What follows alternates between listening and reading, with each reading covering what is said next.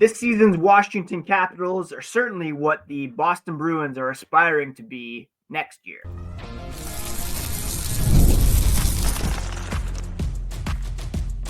You're Locked On Bruins, your daily podcast on the Boston Bruins. Part of the Locked On Podcast Network, your team every day. Welcome back to the Locked On Boston Bruins podcast. I'm your host, Ian McLaren, and this is a daily show where we discuss all things Spoke to Beat. Today is Tuesday, April 1st. Thank you so much for making Locked On Bruins part of your day. It's part of the Locked On Podcast Network, your team every day. And today's episode is brought to you by Game Time. Download the Game Time app, create an account, and use code LOCKEDONNHL for $20 off your first purchase. Now, it is April Fool's Day. I was very tempted to post that I'm going to be a Leafs fan now, but I think we're all a bit too tired for April Fools this year, right? Let's just get right to it. Today, we're going to discuss the Washington Capitals coming to town and whether or not their retool is a feasible path for the Boston Bruins. Can the Bruins pull off what the Capitals have achieved this season? We'll also do the tank update and discuss a couple roster moves that were made yesterday. Before we get into all that, a quick reminder, you can find the podcast on social media at Locked NHL Bruins. And you can find me, my hockey thoughts, dad jokes at Ian C. McLaren. Now, looking at the Washington Capitals this season, they are a legit Stanley Cup contender. And this comes after they barely made the playoffs last year and were, I believe, swept in the first round by the New York Rangers. The season before that, they were in a similar position as the Boston Bruins,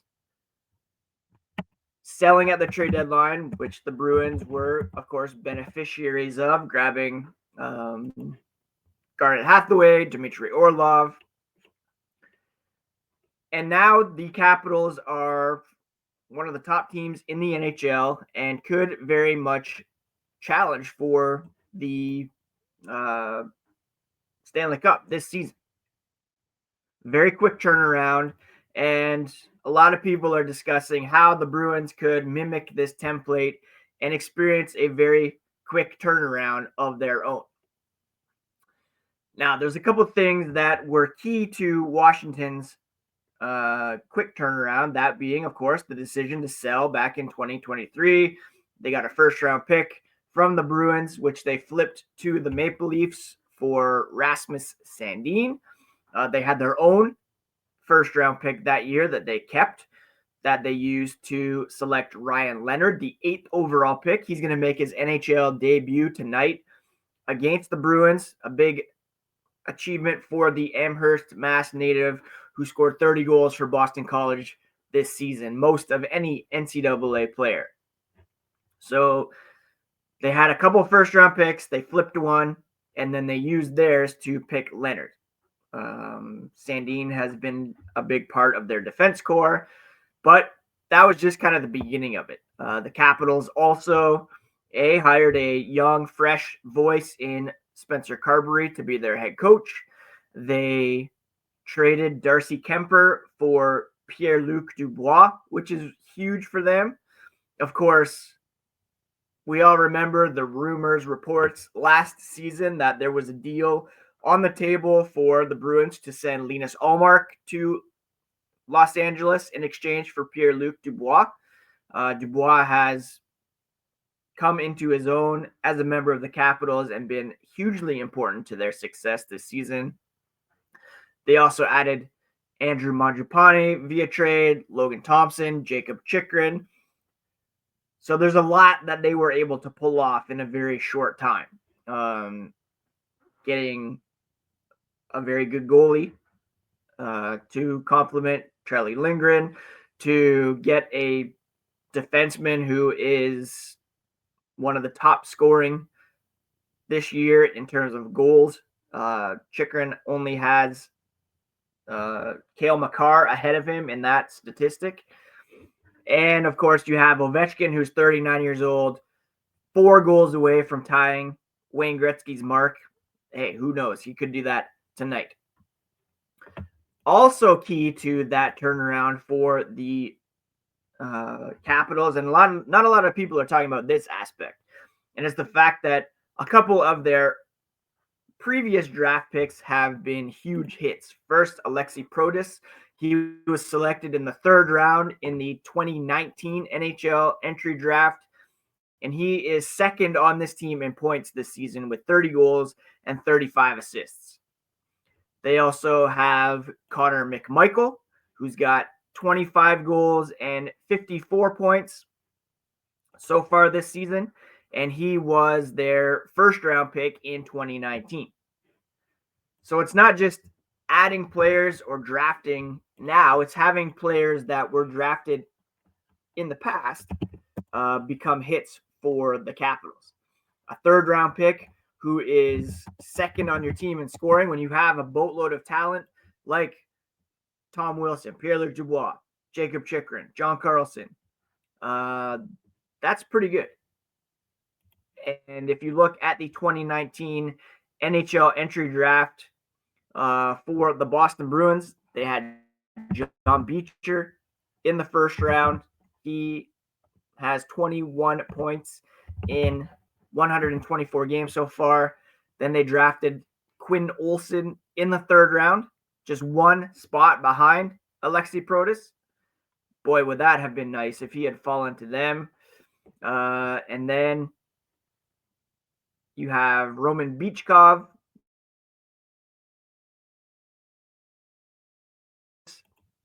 Don't have the prospect pipeline that the Washington Capitals did. They need, for example, for next year to be a hit for the Bruins, for them to be able to turn things around quickly, they're going to need not Fabian Lysell to emerge as a legitimate NHL scorer.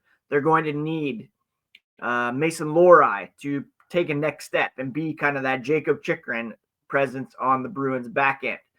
They're going to need Matt Poitras to step up and become the kind of center that Connor McMichael is for the Capitals. Not only that, but they were able to get Pierre-Luc Dubois. They're going to need someone to fill that Dylan Strome role for the Bruins as well. Dylan Strome, we all remember, was a member of the Chicago Blackhawks a few years ago. He was not qualified. The Capitals stepped in, gladly took him. He was a guy that was on my radar as a player the Bruins should have been targeting. Lo and behold, he now leads this team in scoring with 70 points in 73 games, 23 goals, 47 assists. Could Casey Middlestat become the Dylan Strome of the Boston Bruins? Possibly. But a lot is going to have to go right for the Bruins to become next year's Capitals. And a huge part of that is getting the goaltending like they're getting from Logan Thompson. Charlie Lindgren has been okay, but Logan Thompson with a .912 save percentage, 31-5-6 record. They're going to need a defenseman to step up offensively and produce like Jacob Chychrun, 20 goals, 26 assists, 46 total points. They're going to need a couple younger guys to step up, like Protus, like McMichael. They'll need to find a guy like Pierre-Luc Dubois, Tom Wilson, who can be kind of those power forwards up front. They'll need Casey Middlestat to turn into Dylan Strome. Like, a lot of things are going to have to go right here. And it will begin with hitting on their 1st round pick. Ryan Leonard will make his debut tonight. The Bruins are in that 7 to 8 range right now. Could be a couple years before a guy like that is able to make his Bruins debut. But if they're able to select in the top 5 or the top 3, maybe they get a guy who can jump right in. We'll update the tanking standings later on in the podcast. Coming up, we'll discuss a couple roster moves and preview tonight's game against the Capitals. But all that to say, The Bruins have the opportunity to do a quick retool, but it's not as straightforward as what the Capitals have been able to do because they have really hit on a number of trades, draft picks, and signings that have really propelled them to greatness here this season. Don Sweeney has a lot of heavy lifting to do in order to reach that level of quick turnaround. Ever check your bank account and wonder where did all the money go? Between dining out, online shopping, entertainment, it's easy to lose track. That's where Monarch Money comes in, your personal CFO giving you full visibility and control over your finances. Monarch Money isn't just a budgeting app, it's a complete financial command center. You can track all your accounts, investments, spending in one place, so you stop just managing your money and start building wealth. Instead of juggling multiple apps, this bank, that financial institution, you can use Monarch to check your finances, track spending, and even plan long-term goals. Managing money with your partner is smoother than ever. Track shared and personal accounts, set goals, and stay on the same page without the stress. Take control of your finances with Monarch Money. Use code LOCKEDONNHL at monarchmoney.com for 50% off your first year. That's monarchmoney.com. Code LOCKEDONNHL for half off your first year.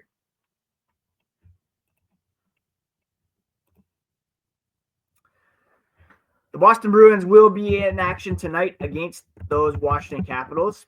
Again, Ovechkin 4 goals away from tying Wayne Gretzky's record, 5 away from setting it. I remember being in attendance in Ottawa for Alex Ovechkin's first 4-goal game of his career. And the way he's playing these days, the way the Bruins are playing, hey, we could witness some history tonight with this team. Now, the other day, you'll remember that the Bruins placed Vinny Lettieri, Patrick Brown on waivers. Both of those guys cleared and both remain with the team. It was mostly just a paper move to make them eligible to be sent down at some point if Providence is in need of players or if they want to call a guy up and send one of those guys down here down the stretch to give a young guy a look. They did recall Jeffrey Viel. Lettieri and Brown were both in line rushers for practice, along with Fabian Lysell. He had been sent down. That turned out to be a paper move as well. The lines at yesterday's practice, according to Scott McLaughlin, WEEI, we had Geeky, Zacha, Pasternak. So the Middlestat Pasternak experiment over for now. We had Huzi, Elias Lindholm, and Fabian Lysell on the second line. Cole Koepke, Casey Middlestat, and Vinny Lettieri on the third line. Middlestat not really set up for offensive success there, but we'll see what he can do. And then Jigalako, John Beecher, Patrick Brown on the fourth line with VL as the extra skater. We had Nikita Zadorov, Henry Jokiharju, Patrick Witherspoon, Andrew Peak, Mason Lohrei, Ian Mitchell, and then Callahan and Charlie McAvoy back at practice yesterday, albeit in a not in a full capacity. It's possible he could come back at some time this season. They're not going to rush him, of course, and just great to see him around the group. Mark Kastelik is apparently close as well. It would be great to see him back in the lineup sometime soon for that little energy boost. When it comes to tonight's game, I mean, nobody should be expecting a Bruins win. The Capitals, again, a very, very good team. They are vying for first overall in the NHL. They are one of the, if not the best team in the Eastern Conference.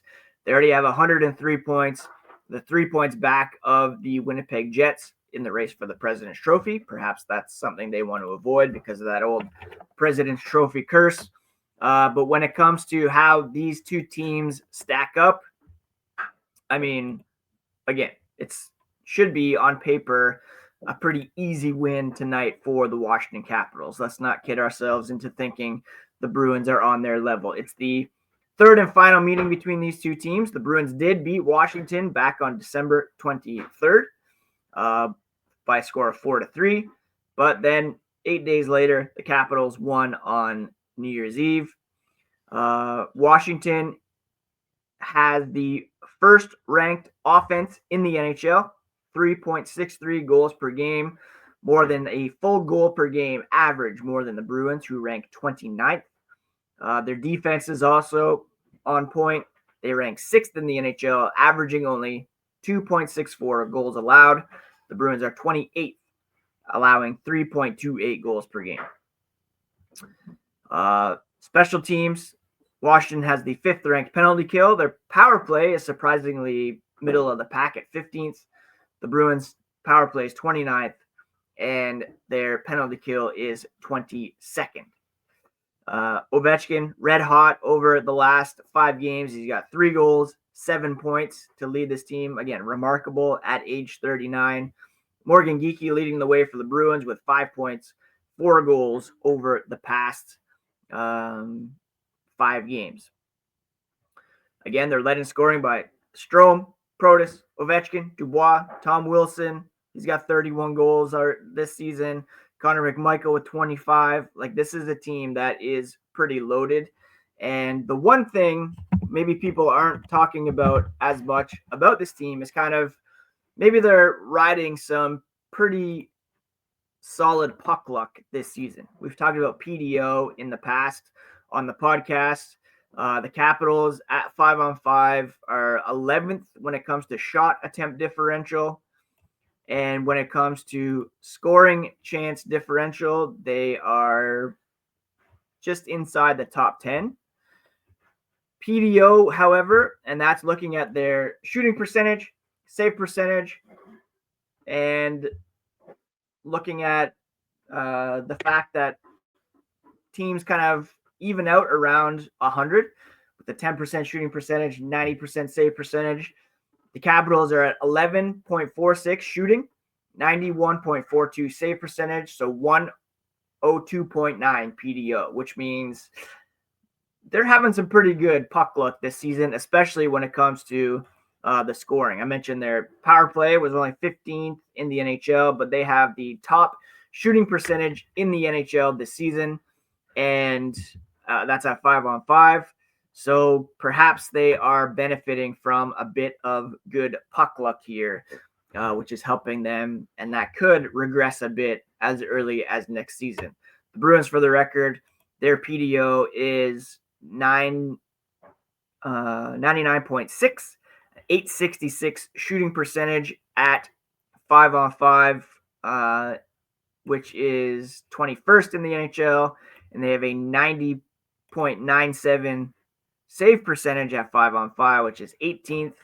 Again, this team maybe not as bad as they are on paper at the moment, but again, that's looking at stats from the whole season. From the trade deadline on, I would imagine those numbers are well below average, and you can see that since the trade deadline, the Bruins have not been trying to field the most competitive lineup in an attempt to get the highest possible draft pick. And we will take a look at the tank standings here as the podcast continues.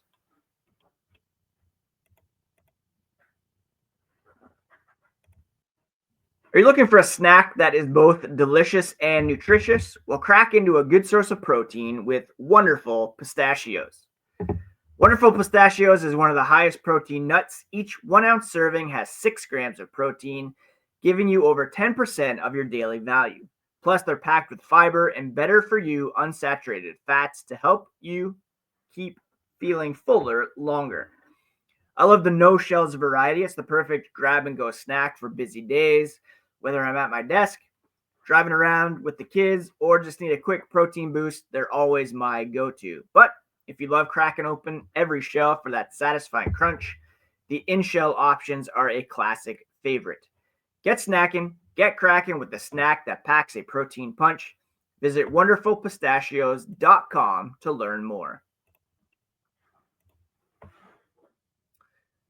All right, last night in the NHL, the Bruins were done no favors as the Seattle Kraken lost to the Dallas Stars.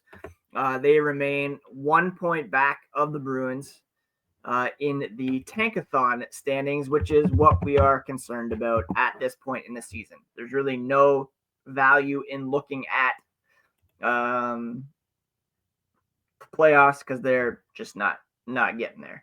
The Philadelphia Flyers, however, did the Bruins a solid by winning their third straight in the post-John Tortorella era. And the Flyers now are in the 7th spot, 2 points up on the Bruins. The Bruins, however, do have 2 games in hand, but point percentage-wise, the Bruins, Sabres are tied at .466. For bottom in the Eastern Conference.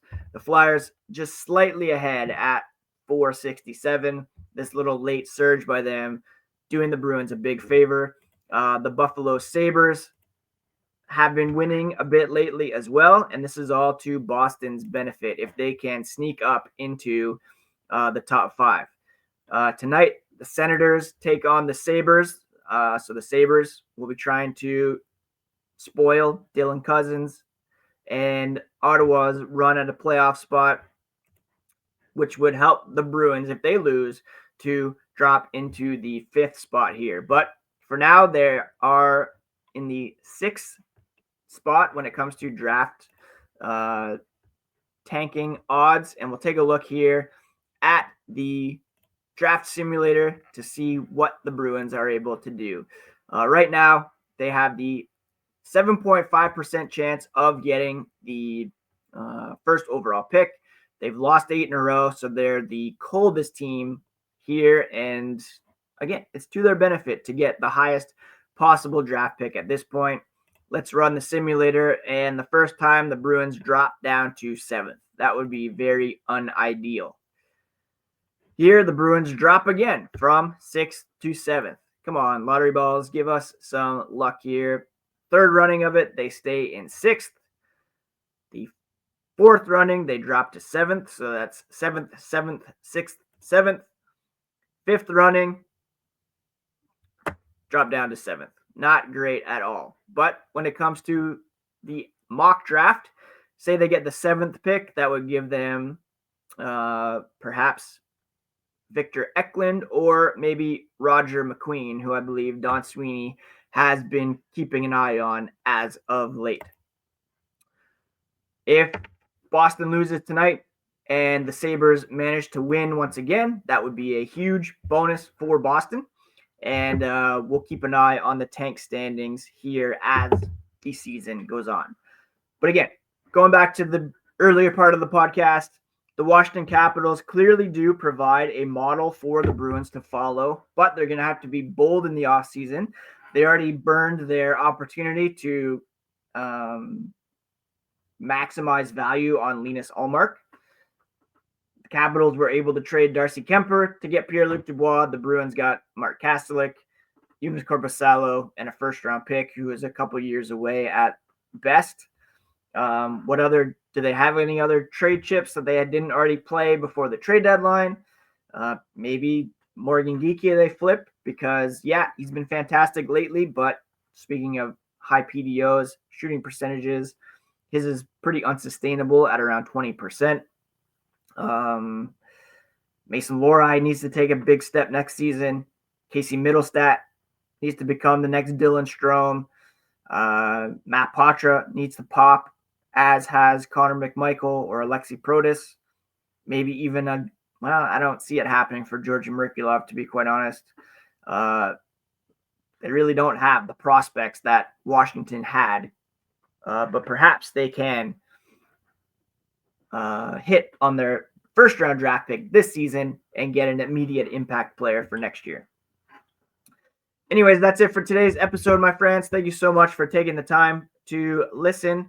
Please do take care of yourselves. Take care of each other. Don't fall prey to any dumb April Fool's jokes today. We'll be back tomorrow to recap tonight's game against the Washington Capitals and to update the Tankathon. Please do check out the Locked On NHL podcast next. Local experts talking about the league-wide stories of the day. It's all part of the Locked On Podcast Network, your team every day. Please do hit that like button on YouTube, subscribe on your favorite podcast app and on YouTube, and never miss a thing here on Locked On Boston Bruins, your team every day. All right, I got to jump on this. Go.